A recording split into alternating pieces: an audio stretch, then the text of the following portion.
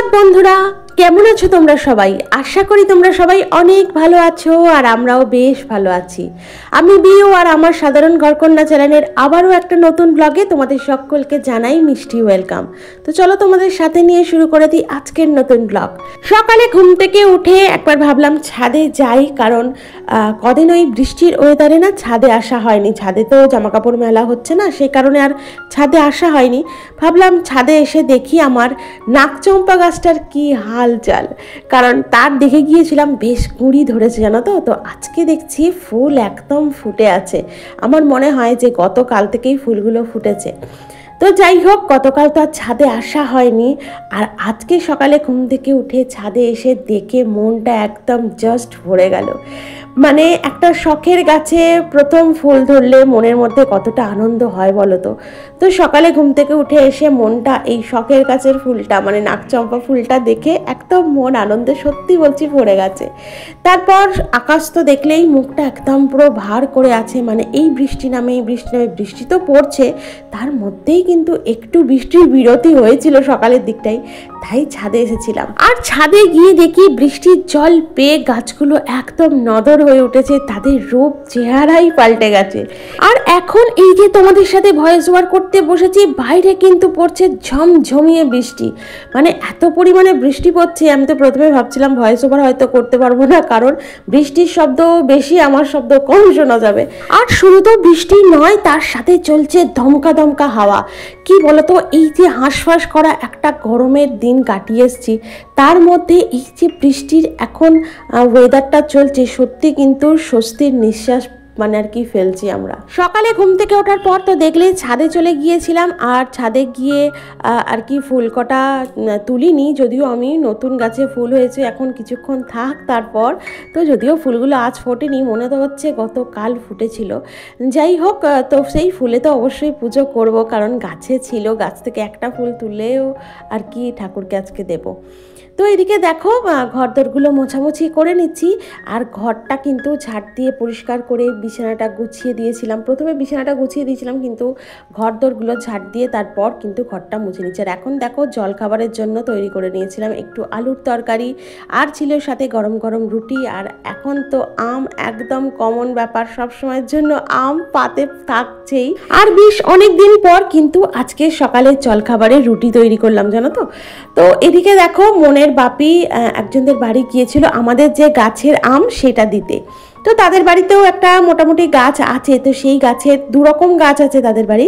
তো প্রথমে কটা আম দিয়েছিল, একদম প্রথম সিজনে দিয়েছিল। আর এই দেখছো লেবু, এটাকে তো আমি প্রথমে পেয়ারাই ভেবেছিলাম, এটা হচ্ছে ওদের গাছের গন্ধরাজ লেবু। তো এই গন্ধরাজ লেবু আর ওদের এই গাছের আর কি দুটো আম দিয়েছে মনের বাপিকে। আর এদিকে মনের বাপি আসার সময় বাজার থেকে বলেছিলাম একটু কিছু মাছ টাছ নিয়ে এসো, কারণ মধ্যিখানে তো দেখেইছো কদিন মাছ একদমই হয়নি। তো মনের বাপি আসার সময় একটু ইলিশ মাছ নিয়ে এসেছিলো। তো মোটামুটি একটা মাঝারি সাইজের মাছ আর কি গোটাটাই নিয়ে নিয়েছিল। তো এবার মাছটাকে ধুয়ে নেবো, ধুয়ে টুয়ে নিয়ে তারপর কিন্তু বাকি কাজ কমপ্লিট করব। আর এদিকে মাছের সাথে নিয়ে এসেছিল একটু ডিম, মানে মাছেরই ডিম একটু ছিল। কি বলতো, মাছ টাছ আনলে না আমি ওই স্নান করার আগেই না ধুয়ে নেওয়ার চেষ্টা করি। কি বলতো, স্নান করার পরে রান্না করছি ঠিক আছে, মাছ রান্না করছি তাও ঠিক আছে, কিন্তু এই মাছটা ধুতে গেলেই তখনই কেমন একটা যেন লাগে, মানে ওই আঁশ জলটা ঘাঁটতে না কেমন একটা লাগে স্নানের পর। তো যাই হোক, ভাবলাম আজকে তো সেভাবেই স্নান করার মানে তাড়াতাড়ি স্নান করার কোনো আইডিয়া ছিল না, দেরি করেই স্নান করব এটা ভেবেই যাকে আজকে রান্নাটা আগে কমপ্লিট করি, তারপর স্নানের দিকে যাব। তো সেভাবেই আগে দেখো পাশের গ্যাসে বসিয়ে দিয়েছিলাম ভাত, আর এখন এই গ্যাসে করে নিচ্ছি। আর কি ওই মাছের মাথাটা ছিল সেটা দিয়ে, আর কয়েকটা সবজি ছিল যেমন বরবটি ছিল, একটু চিচিঙ্গে ছিল, এই সমস্ত দিয়ে আর কি মাছের মাথাটা দিয়ে একটা চচ্চড়ি মতো করে নিচ্ছি। আর মাছ ভাজলে তো দেখবে একটা অল্প করে তেল বার হয়, সেই মাছের যে ইলিশ মাছের যে তেল, আর এই একটা চচ্চড়ি বা শাক চচ্চড়ি থাকলে কিন্তু দারুণ লাগে খেতে জানো তো, প্রথম পাতের ভাত। আর এই চচ্চড়িটার মধ্যে কিন্তু আমি তেমন কিছু মশলা দিলাম না, দেখলেই লঙ্কা হলুদ নুন এই সমস্তটা দিয়েই করেছি আর কি। কি বলতো, আমি ওই সর্ষে বাটা বলো বা এটা সেটা বলো, মশলা চচ্চড়ি শাক চচ্চড়ি এই সবেতে কিন্তু আমি ইউজ করি না। আমি হালকাই একদম লঙ্কা হলুদ নুন দিয়ে রান্নাটা করে নেওয়ার চেষ্টা করি, দারুণ টেস্ট হয় জানো তো। রান্না করতে পারলে কিন্তু লঙ্কা হলুদ নুন দিয়েও বেশ ভালো স্বাদের রান্না করা যায়, যদি একটুখানি কষিয়ে ভালোভাবে করা যায়।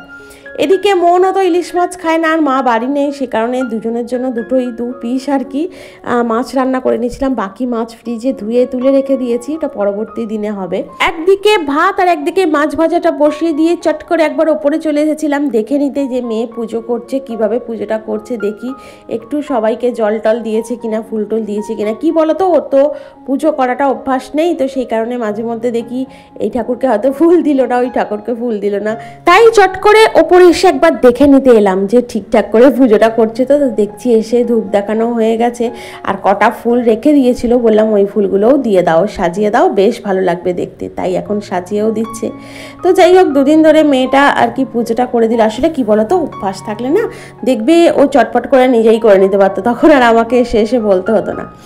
তো এই হচ্ছে জানো তো, মাঝে মধ্যে না সব কাজ মেয়েদের শিখে রাখা ভালো জানো তো। নিজের কাজে লাগবে, অন্যের কাজে লাগার আগে কিন্তু সেই কাজটা তোমার নিজের প্রয়োজনে লাগবে, নিজের কাজে লাগবে।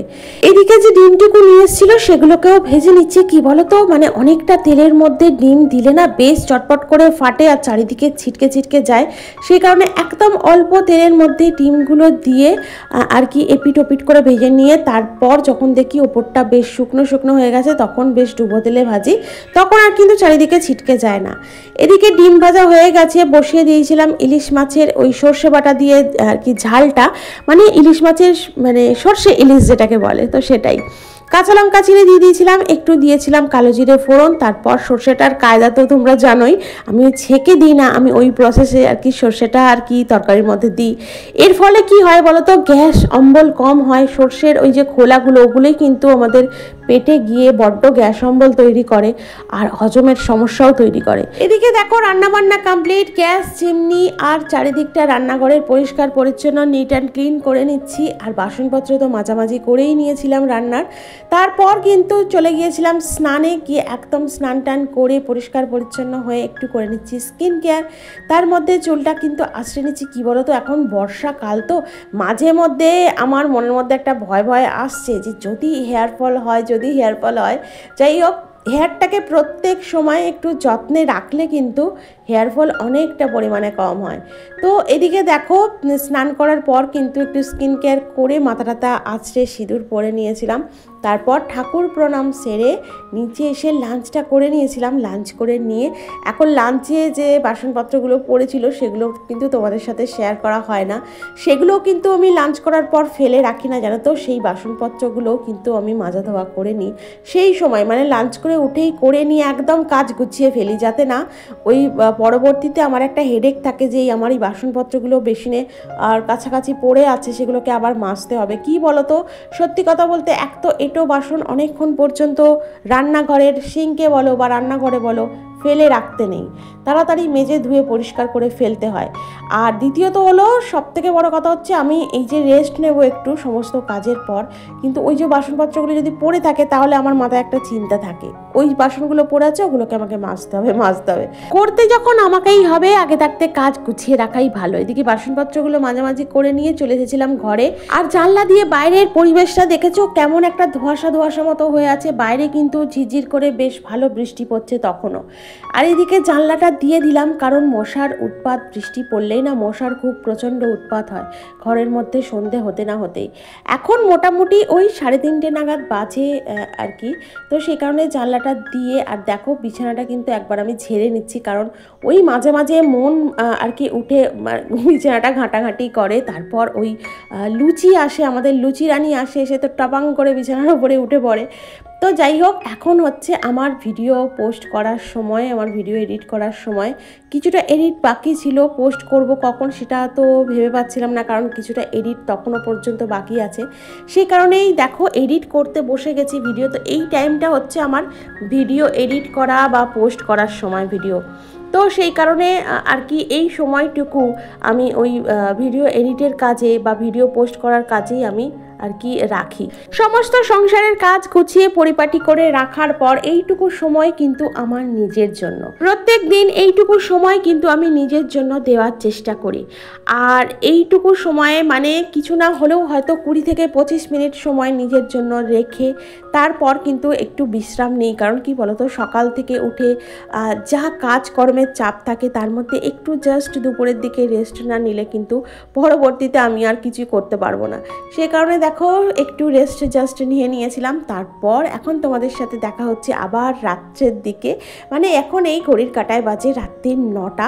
তো মনের বাপির হঠাৎ আজকে ভাত খেতে ইচ্ছা হয়েছে, জানি না কেন, বাইরের বৃষ্টি পড়ছে এত, আরও বললো আমার জন্য একটু ভাত বসিয়ে দাও, আমি আজকে রাতে ভাত খাবো।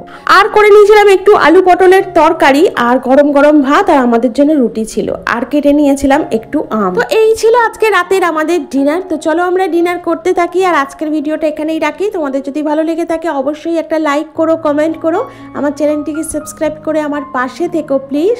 দেখা হচ্ছে তোমাদের সাথে পরবর্তী ব্লগে। অনেক ভালো থেকো, সুস্থ থেকো, টাটা, গুড নাইট।